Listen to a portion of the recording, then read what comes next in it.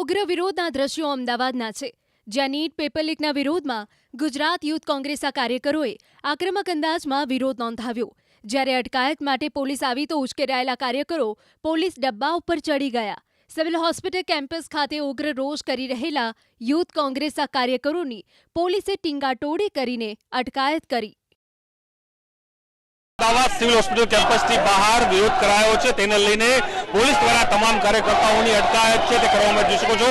રસ્તાઓ રોકીને યુથ કોંગ્રેસ પોતાનો 2024 હોય જય જલારામ ઇન્સ્ટિટ્યૂટ દ્વારા જ્યારે પેપર ખોલવામાં આવ્યું ત્યારે પણ કઈ એક્શન લીધું નતું આ સરકાર દ્વારા, અને આજે 26 લાખથી વધારે યુવાનોના જે ભવિષ્ય સાથે ખિલવાડ કરે છે એના વિરોધમાં યુથ કોંગ્રેસ દ્વારા આંદોલન કરવામાં આવ્યું છે.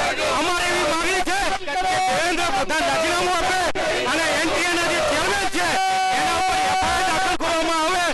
જ્યાં સુધી એફઆઈઆર દાખલ નહીં થાય, રાજીનામું આપવામાં નહીં આવે ત્યાં સુધી સમગ્ર ગુજરાતમાં યુથ કોંગ્રેસ દ્વારા આંદોલન ચાલુ રાખવામાં આવશે. રાજીનામાની વાત છે તે કરવામાં આવી રહી છે. હું દર્શકોને બતાવવાનો પ્રયાસ કરીશ કે જે કહી શકાય કેન્દ્ર સરકારના મંત્રી છે તે રાજીનામું આપે તે પ્રકારની માંગ કરી રહી છે. દર્શકોમાં જોવા મળી રહ્યું છે કે પોલીસ મોટી સંખ્યામાં બોલાવી લેવામાં આવી છે અને જે કાર્યકર્તાઓ છે તેની અટકાયત કરવા માટે હાલ તજવીજ હાથ ધરવામાં રહી છે.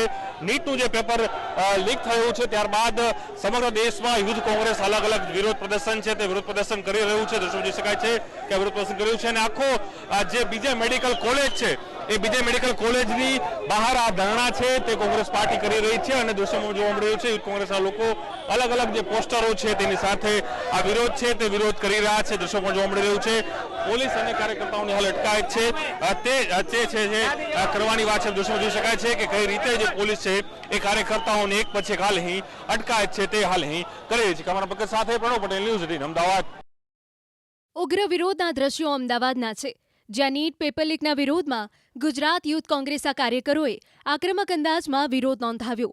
જ્યારે અટકાયત માટે પોલીસ આવી તો ઉશ્કેરાયેલા કાર્યકરો પોલીસ ડબ્બા ઉપર ચડી ગયા. સિવિલ હોસ્પિટલ કેમ્પસ ખાતે ઉગ્ર રોષ કરી રહેલા યુથ કોંગ્રેસના કાર્યકરોની પોલીસે ટીંગાટોળી કરીને અટકાયત કરી. અમદાવાદ સિવિલ હોસ્પિટલ કેમ્પસથી બહાર વિરોધ કરાયો છે, તેને લઈને પોલીસ દ્વારા તમામ કાર્યકર્તાઓની અટકાયત છે તે કરવામાં જોઈ શકો છો.